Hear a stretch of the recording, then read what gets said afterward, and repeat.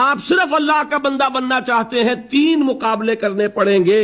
سب سے پہلے کس سے مقابلہ کرنا ہوگا؟ اپنے نفس سے۔ وہ جو کل شعر سنایا تھا کہ مسجد تو بنا دی شب بھر میں ایما کی حرارت والوں نے، من اپنا پرانا پاپی ہے برسوں میں نمازی بن نہ سکا۔ کوئی شخص رشوت پیش کر رہا ہے، حرام شے ہے، نفس کیا کہتا ہے؟ لے لو، کہتا ہے کہ نہیں؟ اور بڑی پٹیاں پڑھاتا ہے کہ یہ سارا تقویٰ کا حیضہ تمہیں ہو گیا ہے، فلاں حاجی ہے، فلاں وہ ہے، وہ بھی لیتا ہے، اور فلاں ضرورت رکی پڑی ہے، بچے کی فیس نہیں گئی ہے، بیوی کو اتنا عرصہ ہو گیا ساڑی کی فرمائش کرتے ہوئے ساڑی نہیں خریدی گئی ہے، یہ ساری پٹی پڑھائے گا نفس کے نہیں۔ اب اگر آپ مقابلہ کر سکتے ہیں نفس کا تو بچیں گے، مقابلہ نہیں کر سکتے مار کھا جائیں۔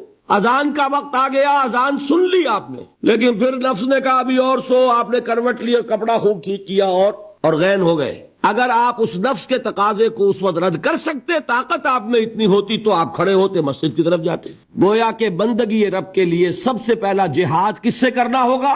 نفس۔ اچھا نفس اکیلا نہیں ہے، اس کے پیچھے ایک بہت بڑا بدماش ہے، وہ شیطان لعین، وہ اسے اکساتا رہتا ہے، پھونکے مارتا ہے، الذی یوسوس فی صدور الناس، اشتعال پیدا کرتا ہے، پٹیاں پڑھاتا ہے، برائی کو مزین کرتا ہے، بے حیائی کو فیشن کا نام دیتا ہے، ناچ گانے کو وہ کلچر کا نام دیتا ہے، یہ سارا کچھ کر رہا ہے۔ تو اگر شیطان سے مقابلہ نہیں کر سکیں گے تو اللہ کی بندگی کر سکیں گے؟ تیسری چیز، معاشرہ بگڑا ہوا ہے، بگڑے ہوئے معاشرے کا ایک دباؤ ہے آپ پر، یہ بالکل ایسے جیسے ایک ہجوم ایک طرف جا رہا ہو تو ادھر جانا آسان اور مقابلے میں جانا بہت مشکل، زور لگانا پڑے گا نا۔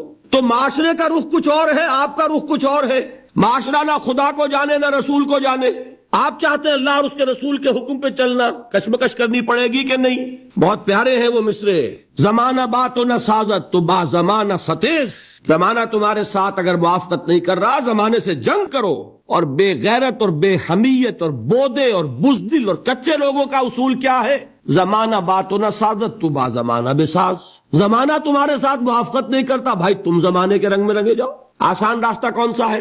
زمانہ تمہارے رنگ میں نہیں آتا، تم اس کے مطابق ڈھل جاؤ، کوئی تکلیف ہوگی، اور زمانہ تمہارے ساتھ اگر موافقت نہیں کر رہا تم زمانے سے لڑو، تکلیف آئے گی کہ نہیں؟